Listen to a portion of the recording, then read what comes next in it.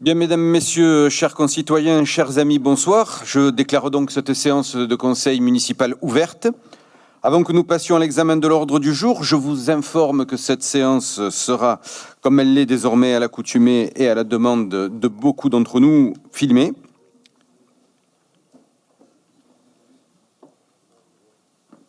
Je souhaite la bienvenue à la table mise à nos côtés, en la personne respectivement de messieurs Guigo, Belda et Tida. Et vous-même, madame, merci d'être là.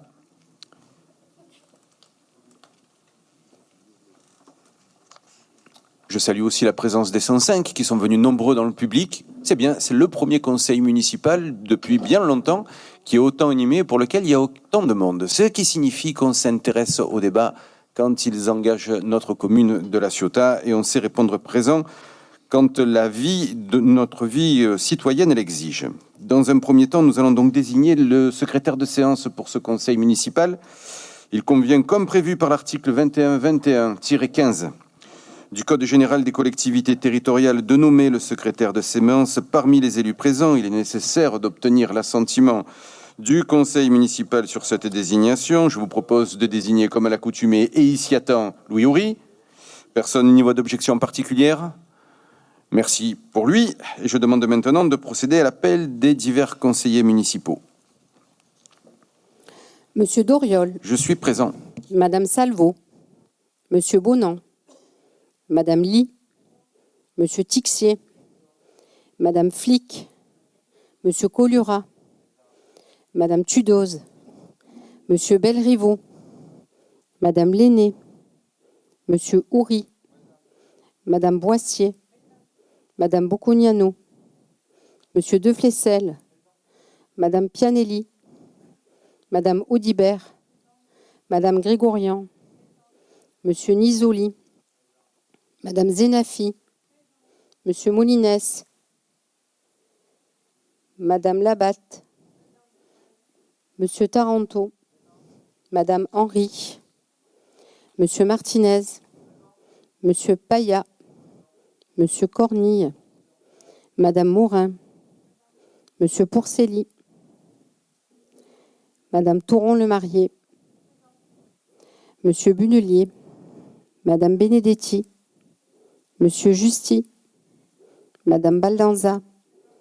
Madame Cucaroni. Madame Chrétien. Monsieur Ougourlou-Ouglou. Monsieur Guindouf. Monsieur Itrac. Madame Viglione.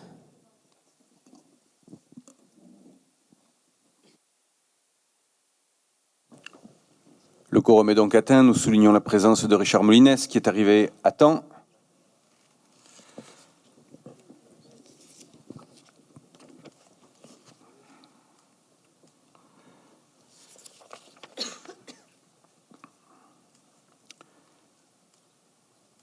Le point 1 de l'ordre du jour appelle à la communication, et qui sera d'ailleurs le point unique, la communication du rapport définitif de la Chambre régionale des comptes relatif au contrôle des comptes et de la gestion de la SPL La Ciotat Shipyard.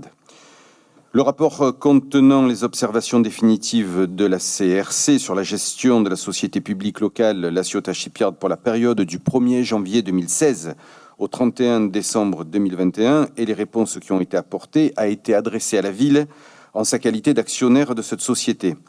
L'article L243-6 du Code des juridictions financières dispose que le rapport d'observation définitive est communiqué par l'exécutif de la collectivité territoriale à son assemblée délibérante dès sa plus proche réunion.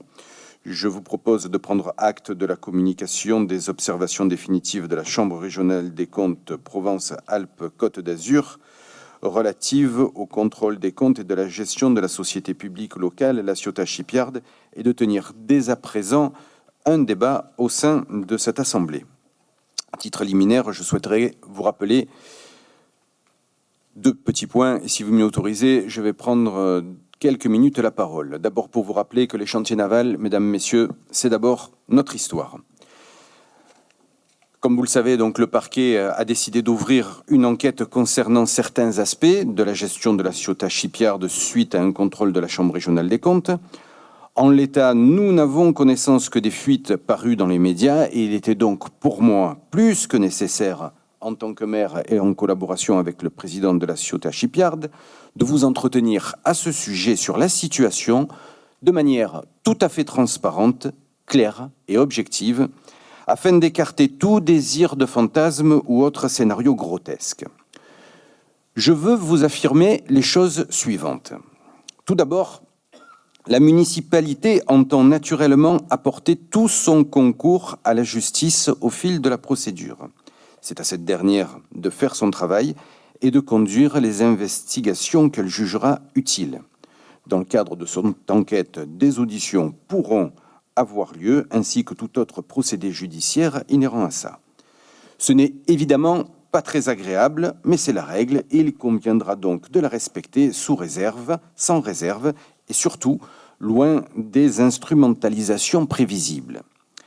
La municipalité a toujours collaboré avec la direction des chantiers navals et elle continuera de le faire sans la moindre restriction. Je ne compte plus les réunions de travail auxquelles nous avons participé afin d'apporter notre concours à la Ciotat Shipyard, car j'ai toujours considéré qu'il était de notre devoir de contribuer au succès de ce site et de cette entreprise. Elle est le cœur battant de notre ville depuis des décennies et encore plus aujourd'hui. Ce succès, mesdames, messieurs, il est là. Il est éclatant et tellement décisif pour la prospérité de notre commune. À ce titre, je veux redire toute notre confiance en l'endroit des dirigeants de la Ciotat Shipyard. Ils se sont toujours impliqués de manière très professionnelle pour l'intérêt de notre commune et pour l'intérêt des chantiers. Je veux par ailleurs être très clair dans un esprit de totale transparence, dans un état de droit. C'est à la justice et à la justice seule qu'il convient de se prononcer et seulement à elle. Les politiques, même si certains en sont tentés, ne sont ni juges ni procureurs. Nous prendrons le cas échéant nos responsabilités et si la justice devait mettre à jour des dysfonctionnements ou plus encore des entorses à la loi, la ville se porterait partie civile. Mais je veux réaffirmer ici publiquement que je ne laisserai personne, et j'ai bien dit personne, s'en prendre à nos chantiers navals de manière gratuite et mal intentionnée. Les chantiers ont été sauvés car ils sont l'âme de notre ville, et chacun se souvient qu'à l'époque, peu nombreux étaient ceux qui portaient l'étendard de la résilience. Je suis fier, dans la lignée de ceux-là, ceux qui se sont battus pour qu'aujourd'hui, les plus grands yachts du monde puissent et viennent y trouver compétences et savoir-faire. Alors ce succès de la Ciotat Shipyard, certains l'avaient un peu vite enterré à une certaine époque. Aujourd'hui, il est une évidence qui indispose, qui agace, qui suscite jalousie, qui suscite l'envie, notamment chez nos concurrents, qu'ils soient d'ici ou qu'ils soient de l'étranger. Certains rêvent potentiellement de leur déclin, l'espèrent même, mais ils nous trouveront toujours en travers de leur chemin, maintenant, demain, comme cela a toujours été par le passé. Les chantiers, mesdames, messieurs, c'est une part essentielle de l'ADN de notre commune. Ils en sont notre joyau. Alors à tous ceux qui veulent leur nuire, je veux clairement leur dire ceci. Vous n'avez sans doute toujours pas compris, en fait, toujours pas compris que les chantiers navals sont devenus une institution qui ne s'attaque pas, mais qui se respecte. Alors à vos risques et périls, parce que tant que j'aurai un souffle de vie, on a fermé une fois les chantiers navals, je m'engage sur l'honneur devant vous tous, nous ne les fermerons jamais, et j'ai bien dit jamais, une seconde fois. Les hommes et les femmes des chantiers peuvent compter sur moi et sur toute la majorité municipale, de même que sur tous nos partenaires que je tiens d'ailleurs à remercier pour leur soutien constant. Ensemble, citoyens de cette ville, nous ferons rempart avec lucidité, avec détermination et avec courage. La Chambre observe que la Ciotat Shipyard est administrée par 4 actionnaires publics qui participent au financement des activités de notre société. La régularité de ces financements n'est pas assurée au regard du droit européen, compte tenu de la nature commerciale de l'activité de la société bénéficiaire des fonds publics. Alors, ce que je veux vous dire, moi, mesdames, messieurs, c'est qu'il peut y avoir des points et des points qui peuvent être discutés. Nous pouvons en discuter ensemble. Mais le plus important, c'est que nous ayons ce débat, que nous ayons cette écoute. Et si j'ai souhaité véritablement faire venir la Ciotat Shipyard en total partenariat avec Patrick Guigonetto, son président, c'est pour que vous puissiez leur poser toutes les questions nécessaires et naturellement, nous y répondrons tous dans la plus totale transparence. Je vous remercie.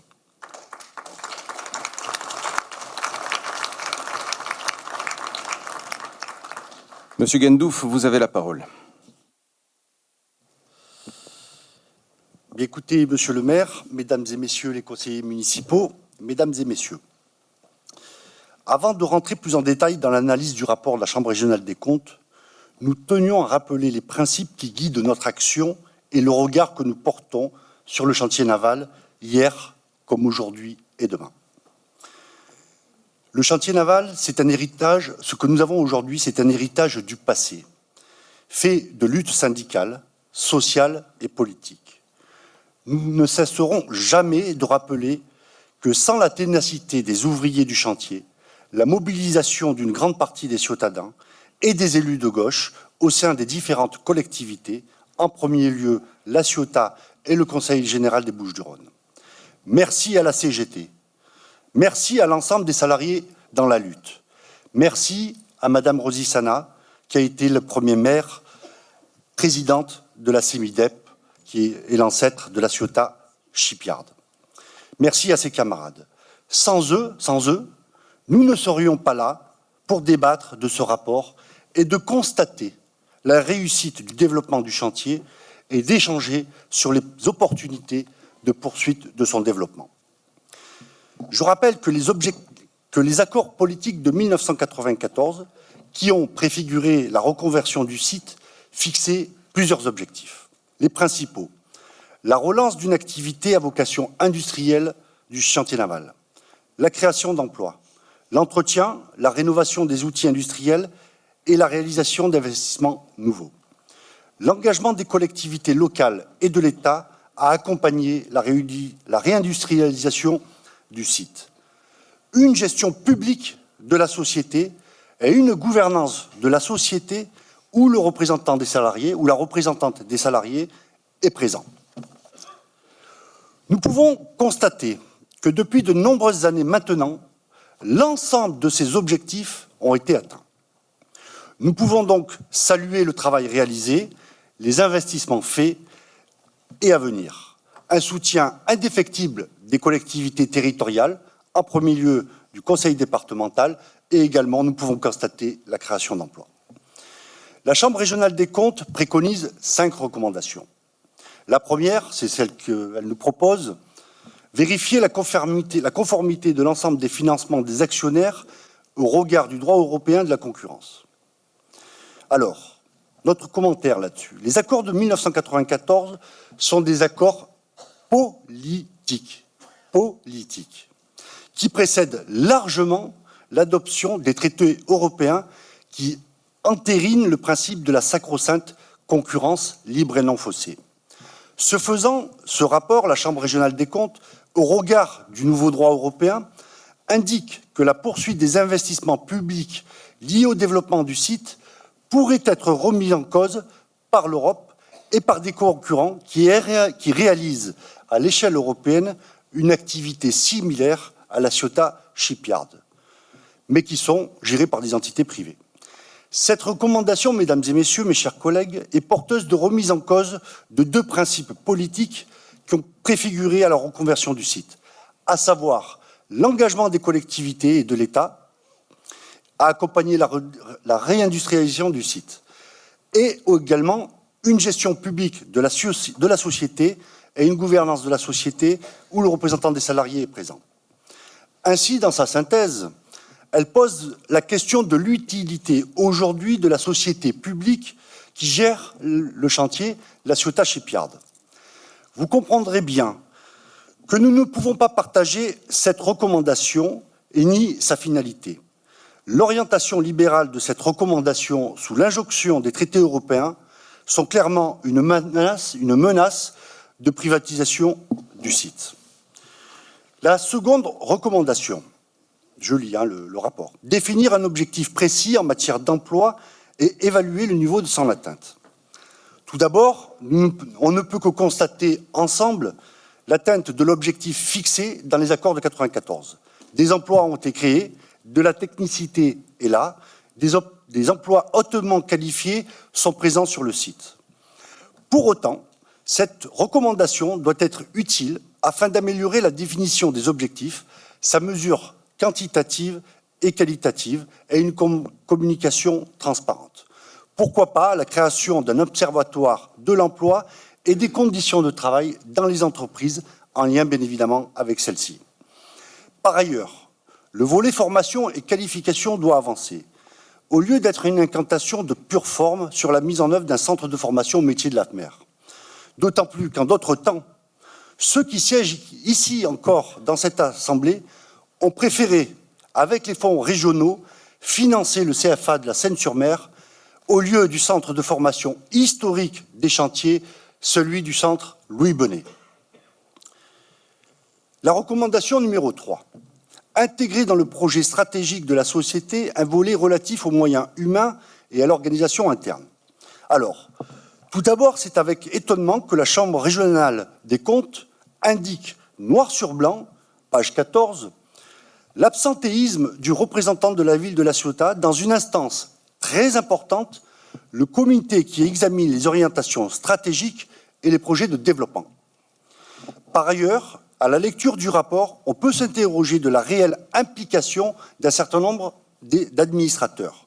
Beaucoup d'absentéisme au conseil d'administration de La Ciotat Shipyard et des décisions ou des informations sous le précédent directeur général qui ont été présentés, n'ont pas été présentés ou présentés tardivement au conseil d'administration. C'est ce qui indique le rapport de la Chambre régionale des comptes.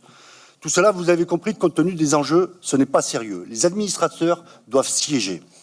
De manière générale, le rapport de la Chambre régionale des comptes laisse un peu un sentiment qu'on ne sait pas qui, clairement, prend des décisions.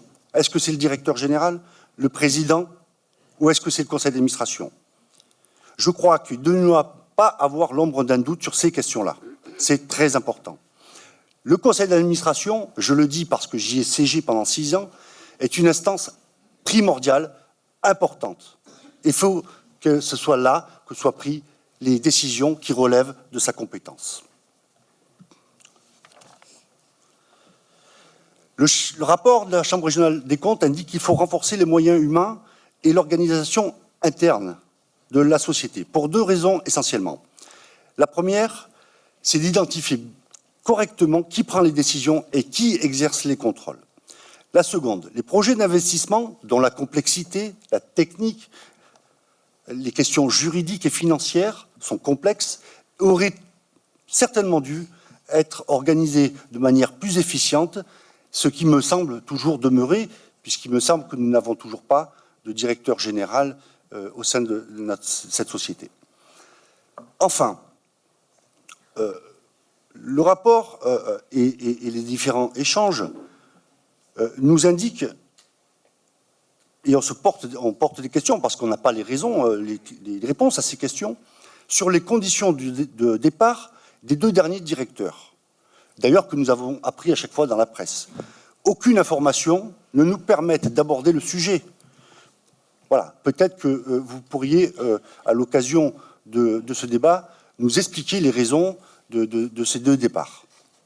Enfin, la Chambre régionale des comptes pointe un souci, alors certes, on pourrait dire qu'il est mineur compte tenu des enjeux, mais tout de même, la rémunération des directeurs, je le dis, parce que lorsque nous y étions, c'était encadré tout cela, hein, c'était encadré, parce que rien ne justifie, je le dis tranquillement, une augmentation de 50 000 € entre 2 directeurs pour la même fonction. Ah, peut-être vous allez m'expliquer qu'il y en a pour la même fonction, c'est justifiable, je ne sais pas. Sur la recommandation numéro 4, fusionner les sociétés mères et filiales, La Ciotat Shipyard et LCT Yachting Village. Bon, sincèrement, c'est très technique de notre point de vue. Les arguments des uns et des autres se valent. Donc, on n'a pas d'opinion. Faisons au mieux, je dirais. Par contre, ce qui nous intéresse particulièrement, c'est la poursuite de l'aménagement de cette partie d'activité tertiaire. Et nous continuons à porter le projet de crèche interentreprise sur le site. Voilà, afin évidemment de répondre aux besoins des salariés qui travaillent sur le chantier naval et des citadins plus largement. La recommandation numéro 5. Mettre en place une comptabilité analytique qui permette d'identifier les coûts et de déterminer les résultats de chaque équipement. Bon, je crois que cette recommandation est en lien avec celle d'une meilleure gestion technique, juridique et financière de la société et de ses projets. Enfin, pour conclure, j'aborderai 2 autres points. Le rapport indique clairement une gestion du Vieux-Port insuffisante sur 2 points. Des investissements largement insuffisants, ce qui a conduit à une dégradation et un manque d'entretien notoire.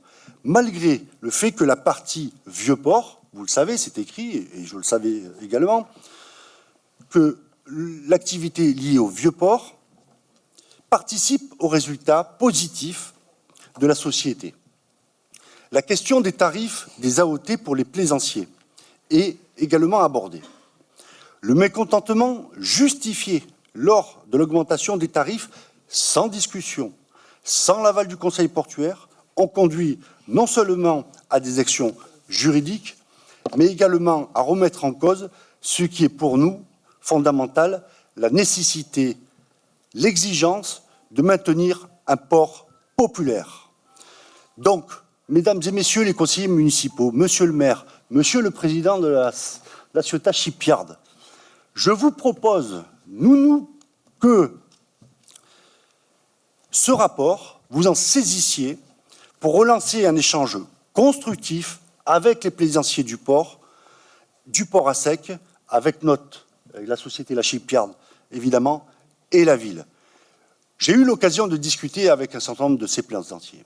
À aucun moment, ils ne remettent en cause la priorité des priorités, qui est le développement du site.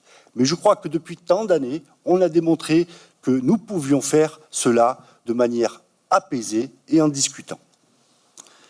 Alors, vous nous avez parlé en introduction de votre propos, monsieur le maire, des investigations judiciaires. Bien, écoutez, nous ne pouvons nous prononcer sur ces investigations judiciaires déclenchées vraisemblablement suite au rapport de la Chambre régionale des comptes. Soyons clairs, nous n'avons aucun élément. Nous ne savons absolument rien. Alors, vraisemblablement, vous en savez que peu ou pas plus. Bon, voilà. Donc, nous en resterons là, sur cet aspect-là, on ne sait pas. Par contre, évidemment, nous serons attentifs à la suite donnée par la justice, en espérant évidemment qu'elle ne remette pas, mais je ne vois pas comment elle pourrait remettre, la poursuite du développement du chantier. Je pense qu'il faut être vigilant, mais il ne faut pas non plus être catastrophique. Non, en conclusion, nous sommes donc attachés à la poursuite de la réussite du chantier sur les bases qui ont prévalu à sa création et surtout à ses principes politiques qui ont permis cette réussite. La poursuite d'une gestion publique est indispensable. L'investissement public pérenne a permis la reconversion du site, contrairement aux intérêts privés qui étaient bien discrets lorsqu'il a fallu une reconversion industrielle. Oui, ils étaient présents pour des projets immobiliers et de marina, mais pas pour des questions industrielles. Maintenant que le site est rentable, performant, on voudrait le privatiser. On voudrait privatiser les bénéfices. Sachez que de notre point de vue, c'est hors de question. Je vous remercie.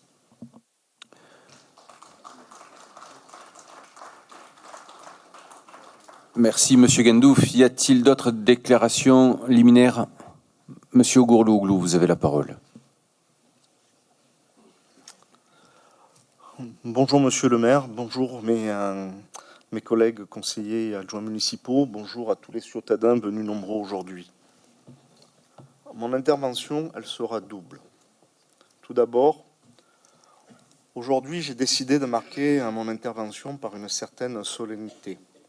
En effet, ce soir, c'est à mon arrière-grand-père, Bartholomé Mayol, marin au long cours, venu se sédentariser à La Ciotat, que je pense. Il était venu d'Espagne au début du siècle passé, au tout début de la Société provençale des constructions navales, forte de près déjà 2500 salariés. Un chantier naval déjà installé depuis quelques décennies, promettant un avenir industriel à notre chère ville et donc du travail pour sa famille et pour lui. C'est pour ça aussi qu'on venait à La Ciotat. Oui, La Ciotat qui par ailleurs possède de nombreux atouts, un cadre naturel exceptionnel, une baie très protégée pour les marins, se distingue d'abord par son chantier depuis plus d'un siècle maintenant, avec son passé, son présent et son avenir. C'est cette histoire, la nôtre, qui est solennelle. Celle de milliers de Ciotadens qui nous ont livré un chantier en héritage. Pendant plus d'un siècle, on a connu un essor exceptionnel, plaçant notre industrie lourde parmi les meilleures du monde, jusqu'aux années 1990 et les difficultés que nous avons connues. Cela a été encore une étape. La survie de nos chantiers, nous la devons au dévouement des Ciotadens. Ils les ont maintenus coûte que coûte, permettant une troisième étape, celle de la reconversion nécessaire à la survie. Et merci au 105. L'époque ne s'y prêtait pourtant guère. En France, la construction navale, la sidérurgie, la chimie, l'industrie en général n'étaient plus vraiment une priorité. Mais des acteurs locaux se sont mobilisés autour de ce projet, celui de la CEMIDEP en 1995, puis Shipyard, avait la priorité de la reconversion sous l'impulsion de M. Végan, président socialiste du Conseil général, qui déclarait de grandes possibilités pour l'Europe dispose d'un avenir dans le développement d'une construction navale moderne, puis de Mme Sana, puis de M. Boré. Un clin d'œil pour la CEMIDEP, en 2025, elle aurait fêté son 30e anniversaire. C'est dire comme notre chantier n'est pas tout à fait comme les autres. Il est l'âme de la ville. Et une âme, ça n'a pas de prix. Ma deuxième partie est une question que nous nous sommes tous posée en lisant ce rapport complexe, peut-être pas toujours à notre avantage, voire partial. Que retenir des avis et recommandations de la Cour des comptes? Sur les 5 recommandations, je prends note que le LCS a repris les observations de la CRC et mon jugement est plutôt positif sur sa réaction. Dans les réponses complémentaires de LCS, j'ai bien compris que la Cour régionale des comptes n'a pas intégré dans ses réflexions le cas spécifique de la situation locale que vous avez rappelé. Nous voilà donc aujourd'hui confrontés à des avis et des conseils de la Cour régionale des comptes dont il semble qu'un gros grief soit le financement par les collectivités locales d'une entreprise. Sans doute la déclinaison du dogme libéral, une concurrence libre et non faussée, chère d'ailleurs au président Sarkozy. Mais que vaut un dôme devant une âme? Nous sentons ici bien toute la limite de l'exercice, surtout si cette âme donne du travail à nos enfants et se porte en exemple pour un pays. Alors oui, sans doute, il ne faut pas le nier, il y a eu un manque sur les visions à long terme, l'emploi. Ce sont les financements qui ont probablement tenu notre industrie sous une tente à oxygène. Mais par ailleurs, il s'agit ici d'un exemple de réindustrialisation réussie, et cela est bon pour nos enfants, notre ville, notre pays. En 2022, j'ai initié avec le directeur des chantiers et l'adjoint à l'éducation, Jean-Louis Tixier, l'installation de formation à l'intérieur de celui-ci, sur les métiers de la mer, en lien avec les besoins des entreprises du chantier. Formation dispensée par le service public, échange entre l'éducation nationale et l'industrie. C'est suffisamment rare en France pour avoir attiré le ministre délégué à l'enseignement professionnel à La Ciotat. Là encore, mettant nos chantiers à la pointe du progrès. Ces formations, les enfants de La Ciotat et du bassin à la Tour les attendent. Elles ont suscité beaucoup d'intérêt. Le travail préparatoire très avancé, puisque malgré le temps de disette, le rectorat avait prévu d'ouvrir des postes d'enseignants pour cette rentrée, qui a demandé des heures de travaux pour le lycée, le rectorat et la région, et donc des financements. Mais depuis le mois de mai, tous ces acteurs qui ont travaillé restent sans aucune information sur le devenir de celle-ci. Le projet est-il au point mort? Il répond pourtant aux besoins d'emploi demandés par la Cour des comptes. C'était un de ses premiers buts d'ailleurs, donner des emplois sur le chantier aux jeunes Ciotadens, mais aussi de la qualification, facteur essentiel pour rester à la pointe dans un secteur très concurrentiel, Cela répond à une autre des demandes de la CRDC. Enfin, il répond aux besoins de réindustrialisation de notre pays. Alors qu'en est-il? Ce projet, j'y reste très attaché. C'est mon âme, celle des Ciotadens et celle des Français. Ne pas l'aborder sur un rapport définitif serait pour moi un motif d'abstention. En attendant, je voterai pour le rapport provisoire. L'histoire des chantiers traverse les siècles et elle doit continuer. Merci, Monsieur Ogourlou-Oglou. Y a-t-il d'autres interventions? Monsieur Bunelier, vous avez la parole. Monsieur le maire, chers collègues, mesdames et messieurs, un jour, lors d'une interview parue dans la presse, Monsieur Pierre Tida, ici présent, a répondu par une phrase qui résume nos sentiments. La réussite est là, elle est visuelle. Il y a 30 ans, j'étais présent lors de la signature de cet accord entre le préfet, Monsieur Jean-Claude Gaudin, Lucien Végan, Jean-Pierre Lafont pour la mairie de La Ciotat et le syndicat. Et j'avoue que j'avais du mal à me projeter, comme il est coutume de dire aujourd'hui. Nous avions une ville sinistrée, endettée, voire endeuillée. De mon côté, dans ma première vie, je travaillais en concertation avec le comité des chômeurs pour limiter les coupures des clients suite à des factures d'électricité impayées, parce que beaucoup de familles étaient en difficulté.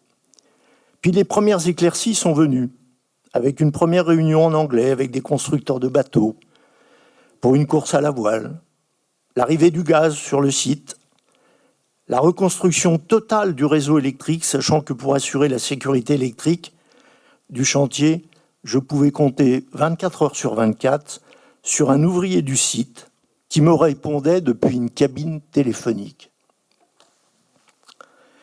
3 décennies plus tard, nous avons une belle boutique avec une pépinière d'activités et une très belle vitrine pour notre ville. Pour ce qui se passe dans l'arrière-boutique, nous ne sommes pas dans les confidences.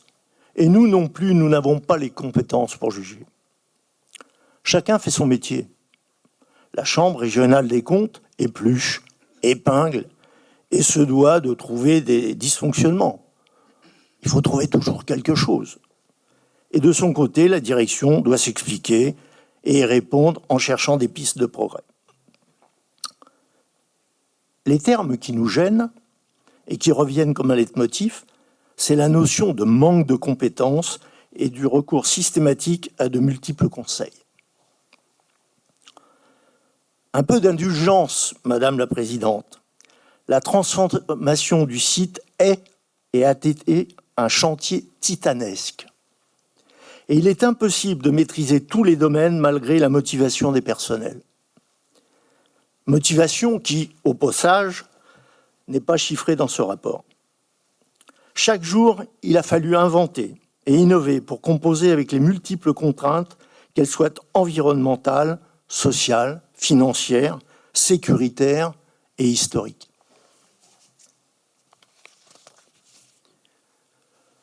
Notre ville est actionnaire et, monsieur le maire, vous mettez souvent en avant nos chantiers. Mais il est anormal de se faire épingler à notre tour, en page 14, au motif que nos représentants soient absents de plus de la moitié de nos réunions. Je laisse le soin à Mireille Benedetti de compléter ma déclaration.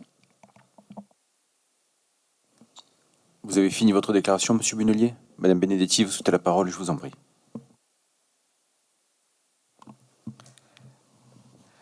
Monsieur le maire, bonsoir. Mesdames et messieurs les élus, les citoyens présents, les représentants et les salariés du chantier naval. Je n'avais pas prévu d'intervenir sur ce thème-là au tout début de mon intervention, mais comme nous vivons, semble-t-il, un conseil municipal historique et que les uns et les autres ont rappelé leur arrière-grand-père, la vie du chantier naval avec les combats qui ont été menés dernièrement, je ne peux m'empêcher de dire tout simplement, en ouverture de mes propos, que le chantier naval, en effet, c'est la ville. Mais ce qui est surtout la ville, c'est le port. La Ciotat, c'est une ville portuaire. Et si elle a existé un jour, c'est parce qu'il y avait des marins, des navigateurs, des pêcheurs qui ont fait vivre ce port. Et ce port est encore de commerce et c'est important de le souligner. Alors, ce port, il s'est toujours battu pour survivre. Et le temps de l'histoire est important parce qu'on se rend compte qu'à chaque fois que ce port est devenu vraiment un port important sur la Méditerranée, eh bien à chaque fois, il y a eu, comme vous le disiez, monsieur le maire, des jaloux qui ont voulu absolument faire disparaître ce port. Port de commerce, je rappellerai, pour tous ceux qui travaillent aujourd'hui sur le chantier, qu'en 1630, le port de commerce de La Ciotat est plus important que Marseille. Eh bien, ça n'allait pas du tout aux échevins marseillais et ils ont essayé à plusieurs reprises de faire en sorte que ce port ne puisse plus commercer avec le Levant. Ils y sont arrivés.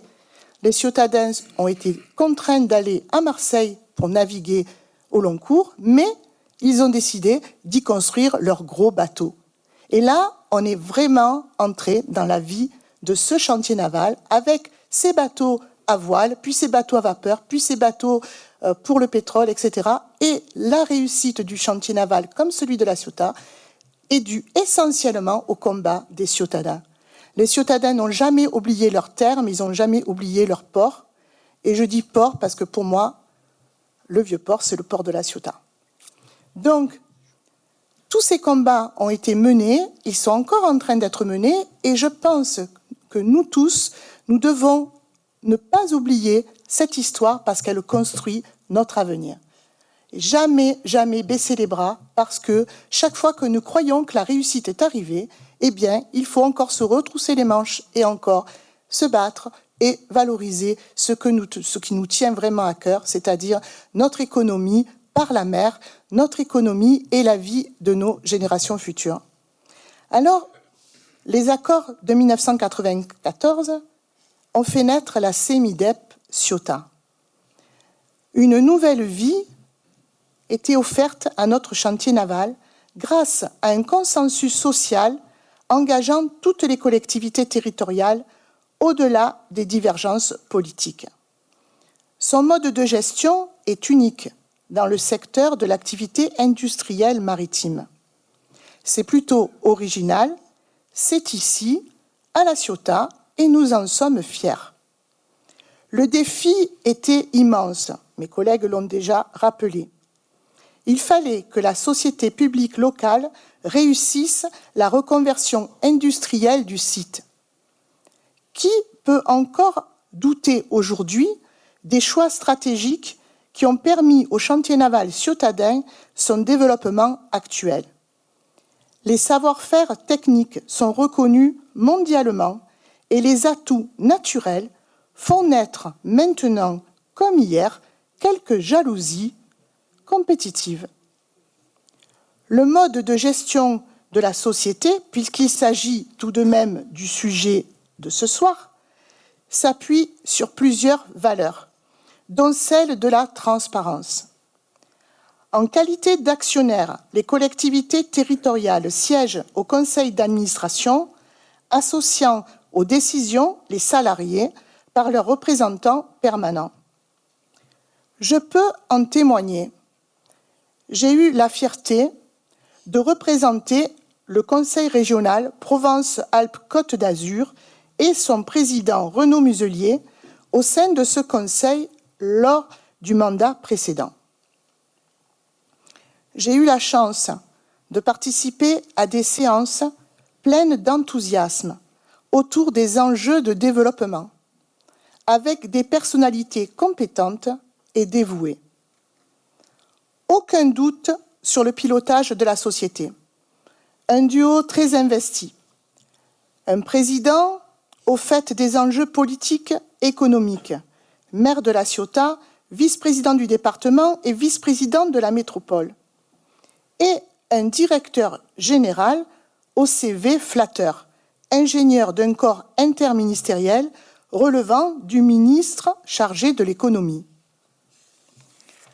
Transparence et contrôle, car les administrations des collectivités actionnaires doivent procéder à des contrôles analogues, comme dans toutes les SPL, assurant ainsi la sécurité juridique en parfaite conformité avec les exigences de la législation française et du droit communautaire.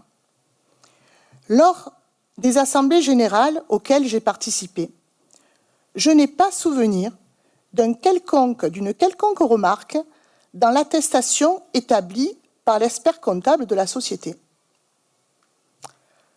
Quant au commissaire aux comptes, qui connaît sans doute bien la société puisque son mandat court depuis 1995, il me semble qu'il n'ait fait aucune réserve ou observation dans le rapport sur les comptes annuels.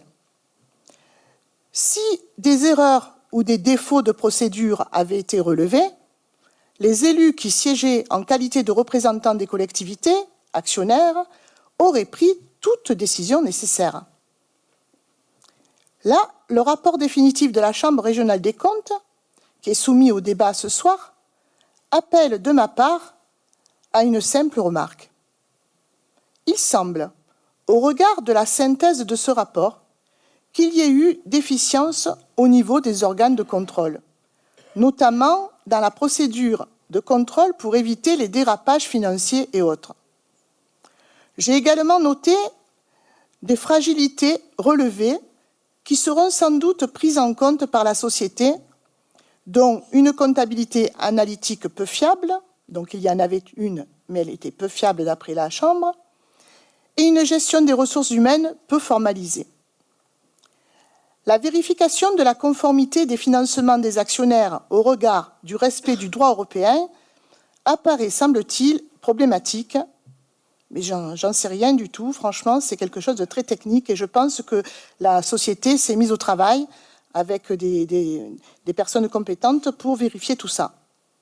Bien sûr, je n'évoquerai pas ici les faits supposés délictueux, pénalement répréhensibles, qui font l'objet d'un signalement de la Chambre au parquet qui a ouvert une enquête. Je n'ai pas pour prétention de confirmer ou d'infirmer les synthèses de ce rapport, ni d'en porter un jugement. La société, aujourd'hui, a fait ses réponses. Je souhaite ardemment une gestion présente, efficiente, et je souhaite également un avenir radieux à notre chantier naval. Je vous remercie. Je vous remercie. Y a-t-il d'autres déclarations? S'il n'y en a pas, je propose d'abord la Ciotat Shipyard et ensuite questions-réponses. Monsieur le Président Patrick Guigonetto, vous avez la parole, je vous en prie. Merci.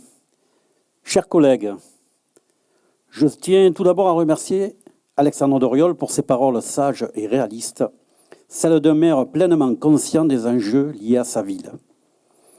Parmi ces enjeux, il y a bien sûr les chantiers navals, sujet qui nous préoccupe en premier chef aujourd'hui, et qui sont la raison de ma présence ce soir. En tant que président, désormais directeur général, je veux dire également toute la fierté qui est la mienne de présider aux destinées de cette splendide mécanique que sont les chantiers navals de La Ciotat.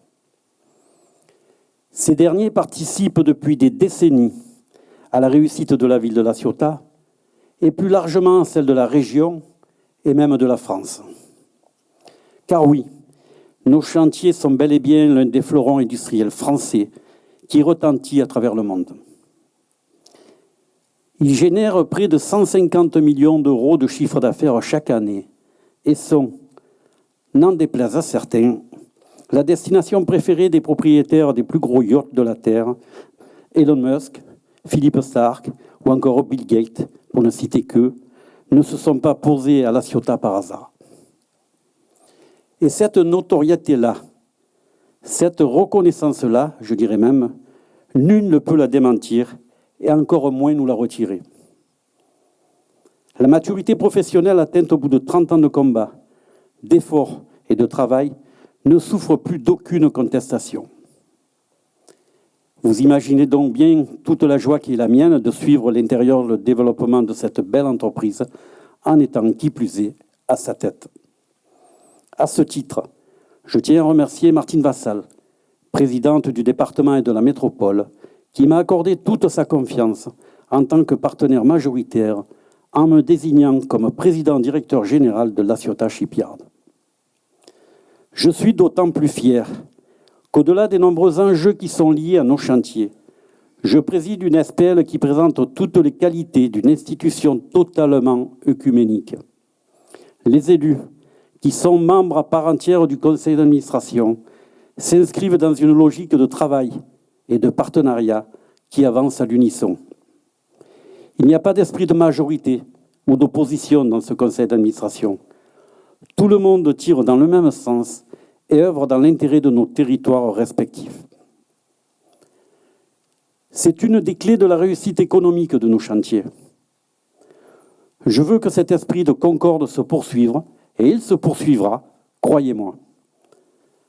Quant à l'enquête en cours, elle ne remet nullement en question tout le travail effectué jusqu'alors en faveur de nos chantiers navals. Je fais confiance à la justice et je me tiens à son entière disposition en cas de nécessité. Je vous remercie de votre attention. Je vous remercie, Monsieur le Président. D'autres déclarations? Monsieur Tida, vous avez la parole. Mireille, tu as dit quelque chose, c'est historique aujourd'hui qu'on soit tous ensemble. On n'est pas venu ici avec les casquettes, les anciens et le personnel de Shipyard pour polémiquer, pas du tout. Au contraire, on est venu en vous disant à tous les élus, ensemble, continuons à La Ciotat, ensemble, vraiment de continuer sans polémique stérile. Puisque je ne sais pas si vous avez bien lu le rapport, puisqu'il y a quelque chose qui doit nous heurter, mais alors avec gravité. On veut encore une fois, on a fermé le chantier naval de La Ciotat par rapport à l'Europe. Sur le rapport, il est marqué, c'est pas évident que la SPL, en gros, ne doit plus exister. Qu'est-ce que ça veut dire, encore une fois? Ça veut dire qu'on va refermer, qu'on va privatiser le domaine public maritime, encore une fois? En sachant que grâce aux anciens, grâce au personnel, il n'y a pas un mètre carré des anciens chantiers navals de La Ciotat sur le domaine public maritime qui est privatisé. Le site, il appartient aux Ciotadens. Quand nous avons créé la CEMIDEP, j'étais fier et je disais toujours, maintenant, on peut l'affirmer, que c'est une SEM de La Ciotat. Et grâce à M. Végan, c'est vrai qu'il faut faire les hommages à M. Végan, puisqu'on ne serait pas là, puisqu'il nous a soutenus pendant tout ce long conflit. Mais j'en reviens à la société publique locale. C'est quand même grave que la Chambre régionale des comptes, j'ai été auditionné. Je vous garantis que j'ai défendu La Ciotat bec et ongle, et ils m'ont entendu. La présidente de la Chambre régionale des comptes a dit « Monsieur Tida, je ne suis pas là pour fermer la SPL. » J'ai dit « Mais le premier rapport que vous avez fait, il dit le contraire, madame. » Il y avait 12 juges autour de la table. Je pense que j'ai très très bien défendu les Ciotadens. Mais c'est quand même inadmissible qu'on dise la SPL, elle ne doit plus exister. Est-ce qu'on doit donner tout le site privatisé à Michel Ducrot, à MB92? C'est pas la bonne solution. La solution qu'on a choisie à La Ciotat tous ensemble, c'était de dire on gère, on fait des outils de travail, et puis les entreprises, elles viennent et elles développent sur le site des emplois pérennes. Si on arrive au monopole, encore une fois, à La Ciotat, si on vient par malheur, de toute façon, on ne laissera pas faire. Moi, je ne m'inquiète pas du tout, on est serein, on ne laissera pas faire. Mais cette fois, pas que les anciens. Toute La Ciotat, on ne laissera pas faire. J'ai entendu ce que vous avez dit, on est tous ensemble unis, et c'est bien. Franchement, bonne soirée pour moi, et pour tout le monde. Honnêtement, je veux dire, si on arrive à faire le monopole, au mois de juillet, il est venu un représentant d'un gros yacht. Il en a 2. Il est venu, j'ai refusé de le recevoir, puisque c'était dans la période où malheureusement, on n'avait pas le directeur qui était malade, etc., etc. Il voulait, écoutez bien, il voulait racheter l'ensemble du domaine public et mettre 100 millions d'euros. Vous vous rendez compte un petit peu? Pour avoir le monopole. Qu'est-ce qui va se passer si ce personnage il prenait le site à un moment donné? Eh bien, ça veut dire qu'il va y avoir le monopole des licenciements MB92 à Monaco Marine, etc. Il prend un petit noyau de 150 personnes et puis il fait venir ce qui était au début de la CEMIDEP. C'est des gens qui viennent de toute l'Europe et d'ailleurs travailler. Les Ciotadens, on a choisi des emplois pérennes sur le site, l'implantation d'entreprises avec la sous-traitance. Et on a réussi. Il y a plus de 1400 personnes qui travaillent aujourd'hui sur le site. 1400 personnes. C'est vrai, il n'y a pas que des Ciotadens, mais on ne peut pas imposer au patron de dire, vous prenez que des ciotadins. Il faut déformer nos jeunes. C'est pas notre faute si à un moment donné le centre Louvenel était fermé, qu'on fait toilettage de chiens, etc., qu'on fait du social. C'est vrai que maintenant, il faut qu'on s'occupe des jeunes et je vous garantis, on a des projets à faire pour former nos jeunes. Nous, on donne quand même un exemple à Shipyard. On en est à une dizaine de jeunes déjà qu'on a formés. Certains, on les a déjà fait en CDI. Et là, on continue et on va amplifier. C'est pour ça que je reviens sur la Chambre régionale des comptes. Mettre en danger de nous dire qu'on veut privatiser, il n'en est pas question.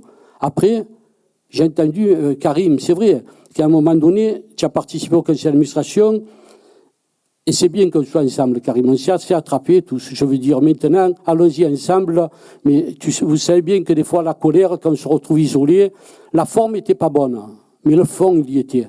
Le fond était bon, d'ailleurs, il y en a l'exemple.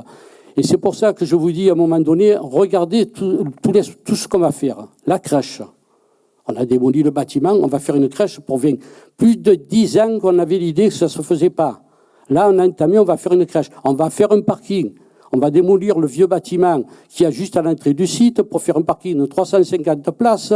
Et il y aura une entrée ville, il y aura une entrée chantier, puisqu'on ne va pas garder un parking tout l'été s'il y a guerre de personnel. Je veux dire, il y a sur l'angle du Mugel, on va faire un espace public, justement, puisque c'est pas normal qu'on ait un bel espace sur la digue du Mugel. Vous savez, quand on va sur le phare, là-dessus, on va tirer droit notre truc pour que les citadins puissent bénéficier de trucs ombragés. On a plein de projets à faire sur le site, l'ouverture du petit bassin, la place de la capitainerie, et tout ça de faire ensemble.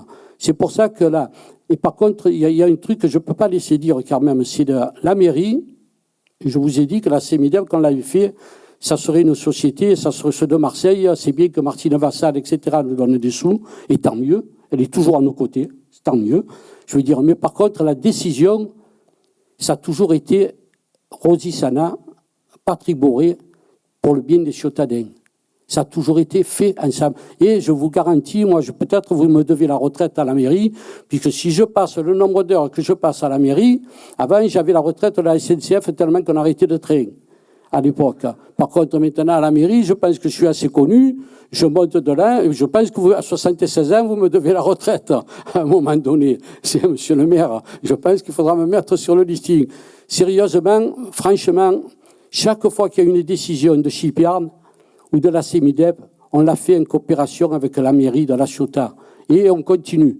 Et on continue. Par contre, c'est vrai, au contrôle analogue, etc., mais peut-être il y a eu des absences, comme des absences au conseil d'administration, souvent, Karim il a raison, de dire, les Marseillais ne sont pas présents. C'est pour ça qu'on a dit maintenant, mettons les Ciotadens, puisque c'est l'intérêt pour la ville de La Ciotat, tous ensemble.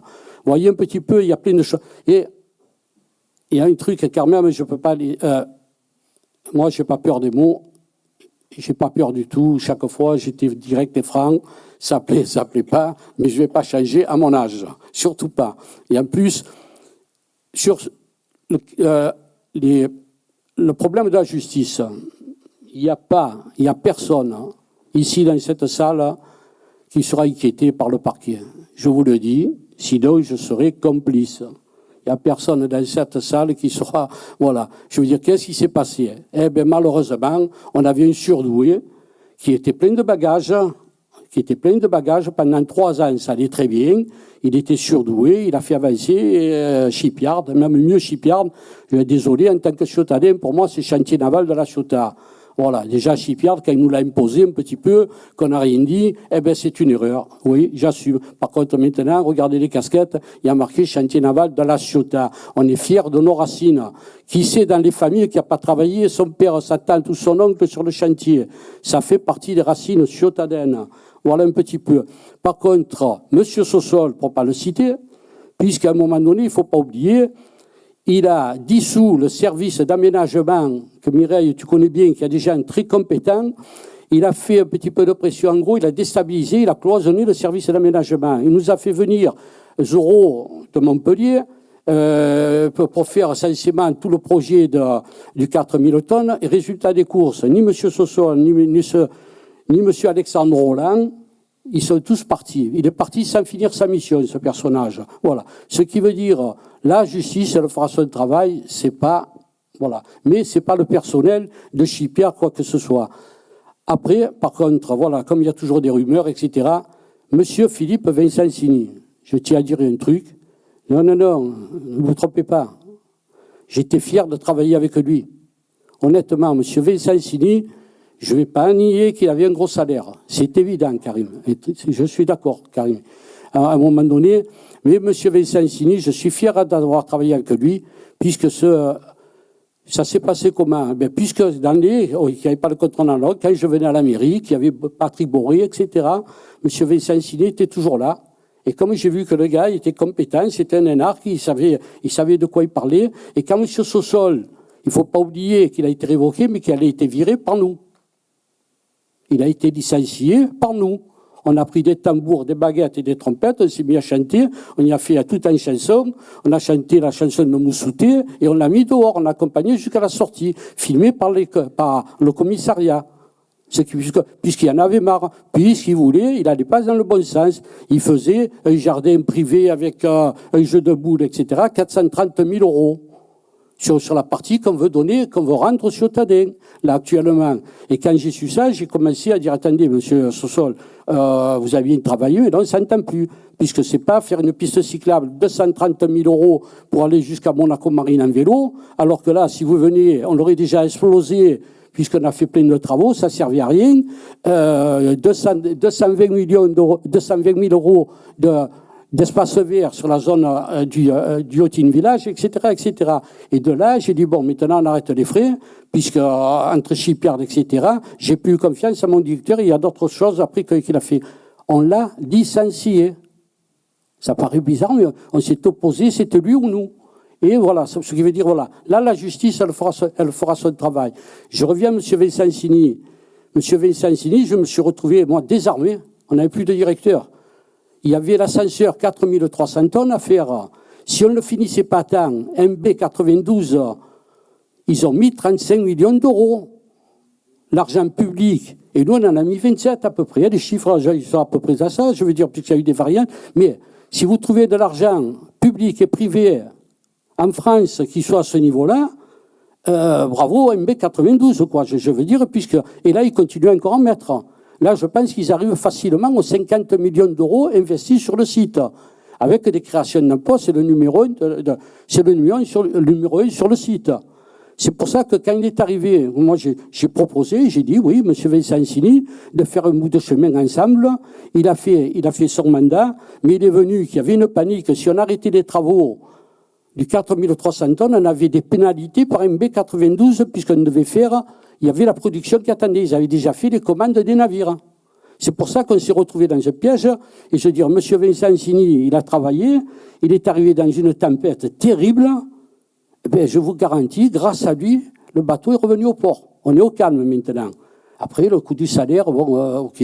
Mais par contre, voilà ce qui s'est passé pour M. Vincenzini. Il n'est pas du tout impliqué dans quoi que ce soit. Et je vous garantis, moi je le dis même au nom de Shipyard, je peux l'affirmer, et au nom des Saint-Saints, merci M. Vincenzini. Voilà, comme ça les choses sont claires. Je veux dire, moi sur le site, j'ai rencontré un homme de grande valeur. Voilà. Après, maintenant, il faut qu'on est en train de rechercher un nouveau directeur. Bon, avec des salaires, on va écouter la Chambre régionale des comptes, avec un salaire de 92 000 € à la Chambre des comptes conseil, on va les écouter. Le village d'entreprise, le Yachting Village, c'est vrai qu'on avait fait ce montage un peu, c'est une coquille vide, mais on le savait, puisqu'il fallait des garanties, on avait peur de trouver des enfants, on avait peur de trouver de la terre polluée, et c'était nous, Shipyard, qui serait été déstabilisé. On s'est abrité derrière la métropole, puisque le terrain il leur appartenait. Vous voyez un petit peu la complexité du dossier. Par contre, moi je le répète, je vous dis, on a tellement de choses à faire ensemble. Là, ce soir, c'est vraiment historique pour moi. Je veux dire, continuons à faire, il y a plein de projets.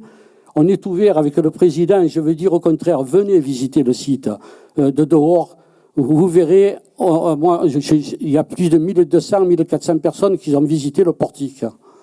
Il faut voir le manque d'informations qu'il y a. J'ai été le premier étonné.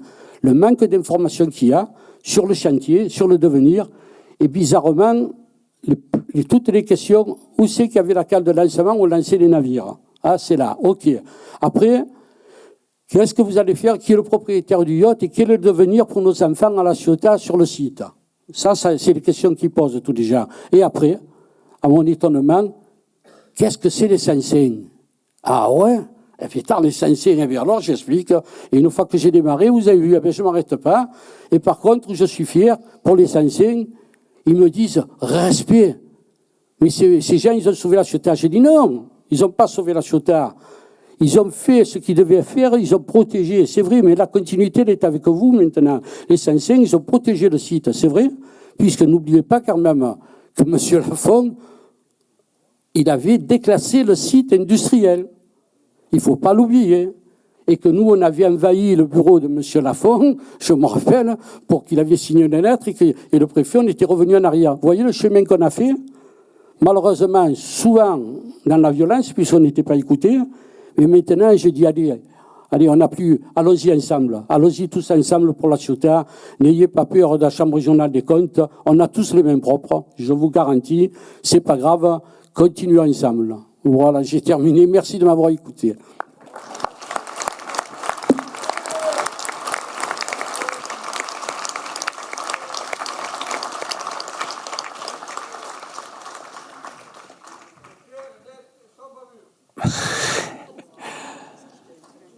Y a-t-il d'autres interventions? Alors, Monsieur Tixier, après Monsieur de Flessel. Oui, chers collègues, chers amis présents, moi, je voudrais être rassurant. Je voudrais être rassurant. S'il y a bien quelque chose dont je suis fier à La Ciotat, c'est que depuis 30 ans, c'est-à-dire depuis 1996, j'ai l'honneur de faire partie de ce conseil d'administration après Pierre Tida. Pierre, je voudrais te dire une seule chose, depuis 30 ans, quand j'hésite, je t'écoute, je te regarde. Tu es ma boussole. J'ai beaucoup d'admiration pour toi et d'affection, tout simplement. Alors, la Chambre régionale des comptes, en tant qu'avocat, et j'en ai vu quelques-unes, je n'ai jamais vu un rapport de la Chambre régionale qui dise du bien de ce qui se passe. Ce sont les magistrats. Il faut avoir beaucoup de respect pour les magistrats. Mais les magistrats, ils sont toujours à charge, jamais à décharge. Ils regardent les trains qui n'arrivent pas tout à fait à l'heure. C'est le raisonnement. Et c'est parfois ces raisonnements de techniciens, pour ne pas dire de technocrates, qui sont dangereux. Aujourd'hui, après 30 ans d'exercice, vous pensez bien que s'il y avait des irrégularités, des choses répréhensibles, je dirais, cela apparaîtrait depuis tout le temps. Ce rapport de la Chambre régionale, il est rassurant. Sauf sur un point, je vais y venir. Il est rassurant. On parle de compétences. Il y a des compétences. Moi, depuis 30 ans que j'assiste à la vie de la société, j'ai toujours eu, et je ne le regrette pas, confiance dans les cadres, dans tout ce qui préparait des dossiers, dans la CEMIDEP. Sinon, on n'en serait pas où on en est, dans ce succès, je dirais, absolument mondial. On part du Bronx, c'était la zone, on était dans le marasme, et aujourd'hui, on est au plus haut du plus haut. Donc, arrêtons, je dirais, de se faire, je dirais, flageller par des gens qui, manifestement, ne connaissent pas bien la réalité. Ce sont des rapports de techniciens. L'humain n'est pas présent. On oublie toujours dans ces rapports l'essentiel, c'est-à-dire en réalité l'humain. Et c'est ça la réussite. On parle, je dirais, d'absentéisme. Il n'y a pas d'absentéisme. Il y a en réalité, depuis le début, un événement exceptionnel. On aimerait bien qu'en France, aujourd'hui, on ait ce raisonnement. C'est-à-dire qu'on laisse de côté les a priori, on laisse de côté les casquettes, même si ce que vous avez aujourd'hui sont très sympas. Et on essaie de travailler et de ramer dans le même sens. On a réussi à le faire à La Ciotat. Où est-ce qu'on le réussit actuellement en France? Tout le monde se tire à la bourre. Chaque fois que quelqu'un fait quelque chose, il a droit à 30 coques en jambes. On a, depuis 30 ans, décidé de naviguer dans le même sens. Personne ne pensait qu'au bout de 30 ans, ça marcherait encore. Ça marche encore. Et ça marchera toujours. Et c'est vrai qu'un jour, on a eu un président qui était le maire de Port-de-Bouc. On a des élus qui sont de Marseille, de Salon, de Rousset, etc. Et ils sont parfois un peu en retard ou moins présents. Mais ça n'a pas empêché. En tout cas, il y a toujours eu les élus ciotadins et cérestins qui faisaient le nombre et qui étaient présents. Encore, je dirais, ce matin. Donc, la compétence est liée. La présence de l'essentiel, ça y est. En ce qui concerne les problèmes de parquet. Alors, pour ceux qui ne connaissent pas bien la justice, le parquet, ça fait peur, et on dirait que ce sont des choses graves. Je vous dis très sérieusement que le problème qui est soulevé dans, je dirais, ce rapport est un problème, premièrement, pour moi, secondaire, et qui, je pense, finira par une bulle qui n'ira nulle part. Et il s'agit d'une personne qui n'appartient pas du tout à Shipyard. Moi, je fais partie de ceux qui n'étaient pas d'accord sur Shipyard. Je préférais qu'on garde un peu le chantier naval de La Ciotat, comme l'étoile sportive. Mais bon, Shipyard, ça faisait international, ok. Moi, je m'y fais toujours pas. Donc, en ce qui concerne les chantiers navals, une personne qui est égratignée dans le rapport est une personne qui ne dépend pas du tout de Shipyard chantier naval, mais qui a travaillé pour une société extérieure et qui, ayant conseillé, est ensuite passé dans une société d'exécution. Déontologiquement, il ne faut pas le faire. Je ne suis pas sûr que ce soit pénal, mais ça se passe sur tous les chantiers de France et de Navarre. Et en réalité, ça ne met nullement en cause, et c'est bien que tu l'aies dit, je dirais, le travail des gens qui sont les travailleurs de Shipyard. Quel est le problème? Il y a un problème. Et il ne faut pas, je dirais, le minimiser. C'est le même problème, c'est vrai, qu'on a rencontré il y a des dizaines d'années, à savoir, est-ce que l'activité du chantier naval, est-ce que c'est bien régulier par rapport aux normes européennes qu'il y ait des financements publics en nombre? Nous pensons qu'avec les textes actuels, cela n'est pas critiquable. Et je pense qu'il n'y a pas à s'inquiéter à ce sujet. Mais il y aura d'autant moins à s'inquiéter parce que si effectivement nous montrons que nous sommes toujours aussi solidaires et que, comme c'est le cas aujourd'hui, nous faisons bloc, eh bien, parce que nous faisons bloc, on continuera à gagner. Voilà ce que je pense. Merci.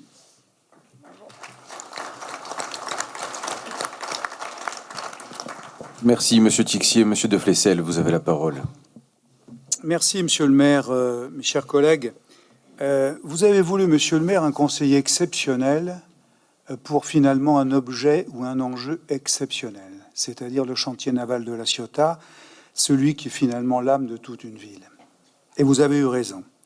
Alors, mon expérience dans de nombreuses institutions et assemblées me fait dire que à chaque fois que la Cour régionale des comptes ou la Chambre régionale des comptes déboule dans une collectivité, ça crispe un peu tout le monde, et en particulier les élus. Mais cette bonne guerre, elle fait son travail, elle fait un travail judiciaire. À la lecture de ce rapport, et à la lecture des conclusions, et à la lecture des recommandations, je trouve que nous n'avons aucun tremblement à avoir. Je les ai parcourus. Les 5 recommandations sont assez simples. On va évidemment, et la Ciotat Shipyard y a répondu excellemment, on va évidemment les mettre en œuvre, en particulier la fusion des sociétés mères et filiales, faire une comptabilité analytique, bien sûr regarder les financements au regard du droit européen. Le travail est en cours. La Ciotat Shipyard nous a répété tout à l'heure au conseil d'administration qu'elle avait mandaté des cabinets d'avocats qui regardaient ce que nous pouvions faire avec les subventions européennes. Bref, je dirais qu'il n'y a pas d'inquiétude à avoir. Moi, ce que je voudrais dire, c'est je voudrais remercier les oppositions qui se sont exprimées dans cette idée d'union, de cette idée de finalement de dépasser nos clivages et de dépasser nos positions et nos préoccupations. Je ferai juste une petite remarque à Karim Gendouf. J'étais trouvé Karim un tout petit peu virulent, mettant finalement en exergue plutôt les dysfonctionnements que l'extraordinaire. L'extraordinaire, il n'y a pas d'autre terme au sens littéral du terme. L'extraordinaire réussite pendant 30 ans de ce chantier. Vous avez voulu évoquer les accords de 94. Oui, Lucien Végan en a été un maître important. Madame Sana aussi, bien sûr. Jean-Claude Gaudin, on l'a un peu oublié. Il a signé les accords de 94 et engagé le Conseil régional dans cette opération. Je m'en souviens très bien, puisque jeune conseiller régional, c'est moi qui, en 1994, à la préfecture de région, avec le préfet Hubert Blanc, avec Lucien Végan, et avec beaucoup d'autres, et avec beaucoup de représentants des salariés, nous avons signé les accords. C'était assez enthousiasmant et en tout cas impressionnant pour un jeune élu que j'étais à l'époque. Je voudrais saluer quand même l'extraordinaire verdeur de notre ami Pierre Tida. Il a, avec ses mots, avec son expérience, avec son recul, avec son amour du travail bien fait, expliqué, explicité finalement d'un revers de, non pas de main, mais d'un revers d'âme finalement, ces 30 ans qui ont construit finalement l'aventure qui est une aventure extraordinaire. Moi, j'aurais préféré qu'on parle et qu'on positive de cette aventure extraordinaire. Quand on regarde les résultats, j'ai repris la phrase extraordinaire du contrat de concession de 1996. Que disait-elle? La reconversion et le développement économique du sein industriel des chantiers navals, ainsi que la création d'emplois sur le territoire de La Ciotat. Est-ce que le job a été fait? Mais excellemment, excellemment. Quand on regarde le chiffre d'affaires, 16 millions d'euros cette année, quand on regarde les emplois, plus de 1400 emplois sur le site, quand on regarde finalement l'extraordinaire poumon que ça a été pour la ville de La Ciotat, pour son département et même un peu pour la région, je trouve que le job a été fait. Et c'était un job collectif, bien sûr avec les salariés, bien sûr avec les 105, bien sûr avec les collectivités locales, bien sûr aussi avec les politiques, et je n'oublie pas mon ami Patrick Boré. Ce que je voudrais simplement dire, et Pierre a eu raison, de mettre l'exergue sur un point de la Chambre régionale des comptes, c'est l'affaire de la SPL. C'est le point crucial. Alors attention, il ne faut pas dramatiser les choses. La Cour ne dit pas qu'il faut supprimer la SPL. Elle dit simplement, elle se pose la question, et elle pose ouvertement la question publiquement, en disant est-ce qu'il faudrait que la SPL perdure? Nous disons oui. Nous disons oui, pourquoi? Nous disons oui, évidemment, parce que c'est l'enjeu même du pouvoir public-privé. C'est évidemment l'enjeu de la puissance publique, et il faut que la puissance publique reste dans la SPL, parce que c'est la sécurité, c'est l'équilibre du site, c'est évidemment cette puissance publique qui peut porter les choses. Et donc, loin de moi cette idée, en tout cas, cette épée de Damoclès qui serait une éventuelle privatisation, il n'en est pas question. En tout cas, collectivement, d'une façon unioniste, nous nous opposerons à celle-ci si elle devait percevoir, mais en tout cas, je n'y crois pas. En tout cas, cette SPL, c'est un bouclier. C'est un bouclier contre la privatisation, c'est un bouclier contre, je dirais, le laisser-faire, le laisser-aller, et c'est un bouclier que nous devons nous brandir en tant que SPL, en tant que La Ciotat Chic-Piard et en tant, bien sûr, que mairie de La Ciotat. Voilà ce que je voulais vous dire très simplement.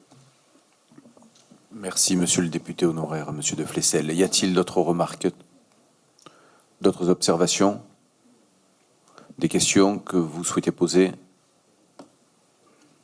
Écoutez, je trouve que c'est beau, hein, une ville effectivement rassemblée au nom de cet idéal dans son histoire passée, présente et aussi à venir. Eh bien, nous la vivons, nous la vivrons et nous l'écrirons ensemble. Merci en tout cas pour cette belle image que nous avons donnée au nom de La Ciotat.